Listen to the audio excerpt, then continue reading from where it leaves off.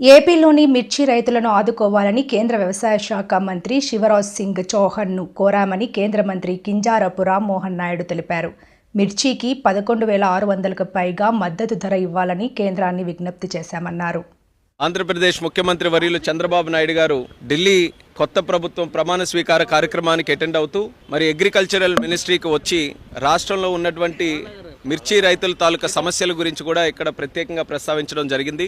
నిన్న agriculture minister Shivraj Singh Chauhan గారు ప్రత్యక్షంగా ఇక్కడ అందుబాటులో లేకపోయినా ఆ మీటింగ్కి వర్చువల్లో కూడా ఆయన అటెండ్ అయ్యి మరి కొన్ని విషయాల మీద చంద్రబాబు నాయుడు గారు కూడా రాష్ట్రం తరపున మిర్చి రైతుల తరపున ఉన్నటువంటి సమస్యలు ప్రస్తావిస్తే అది ఖచ్చితంగా ఇమీడియట్గా టాప్ ప్రయారిటీ మీద తీసుకొని అవన్నీ కూడా సెటిల్ చేస్తామని చెప్పి కూడా ఆయన హామీ ఇవ్వడం జరిగింది. వేరేగా ఒక మీటింగ్ ఈ రోజు పెడతామని చెప్పి ఇచ్చినటువంటి హామీ ప్రకారం ఈ రోజు ఒక మీటింగ్ పెట్టుకున్నాం.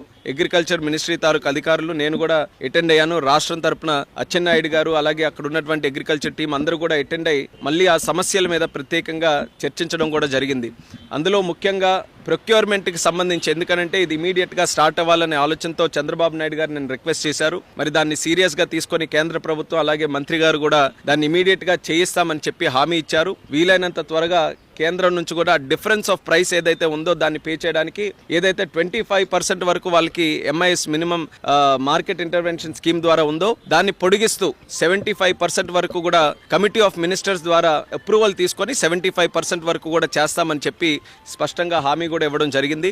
అయితే ప్రైస్ దీనికి తీసుకోవడానికి కింటా తాలూకా ప్రైస్ రాష్ట్రం తరపున మనం క్యాల్కులేట్ చేసింది కాస్ట్ ఆఫ్ ప్రొడక్షన్ కానీ లేబర్ కాస్ట్స్ కానీ ప్రాక్టికల్గా గ్రౌండ్ లెవెల్లో రైతులు ఎంత పెడుతున్నారో దాన్ని అంతటినీ కూడా క్యాల్కులేట్ చేసి సుమారు 11,600 రూపాయలు ఇస్తే మరి వీళ్ళ తరపున 10,000 చిలుకల వరకే ఇవ్వడం జరిగింది. సో దాన్ని కూడా గట్టిగా రిప్రజెంట్ చేశాం. ఎట్టి పరిస్థితుల్లో క్వింటా తాలూకా ప్రైస్ ఏదైతే దీనికోసం క్యాల్కులేషన్కి యూజ్ చేస్తున్నామో అది పెంచాలి. 11,600 అయినా దానికంటే ఇంకెక్కువ వస్తే ఎక్కువైనా సరే పెట్టాలని చెప్పాం.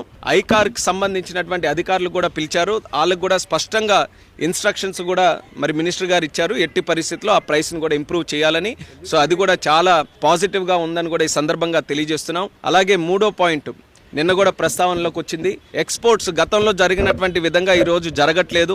దానికి ఇంటర్నేషనల్ జియోపొలిటికల్ ఇష్యూస్ కొన్ని ఉన్నాయి. అయినప్పటికీ కూడా ఎక్స్పోర్ట్స్ని మళ్ళీ మనం ఎలా ప్రోత్సహించాలి అనే ఆలోచనతో దాని మీద కూడా కొన్ని నిర్ణయాలు చర్చలో వచ్చాయి. ఆ నిర్ణయాలని ఏ రకంగా అమలులోకి తీసుకొని రావాలన్న దాని మీద రాష్ట్రంలోనే ఎక్స్పోర్ట్స్కి సంబంధించి ఎక్స్పోర్టర్స్, దీనికి ఈ యొక్క చిల్లీ ఫీల్డ్కి సంబంధించిన ఎక్స్పోర్టర్స్ కానీ ఎఫ్పిఓస్ కానీ రైతులు కానీ అందరినీ కూడా కూర్చొని పెట్టి వాళ్ళ ద్వారానే సమస్యలు ఏమున్నాయో తెలుసుకొని దానికి హెల్ప్ చేసే విధంగా చర్యలు తీసుకోవాలని ఒక నిర్ణయం తీసుకున్నాం.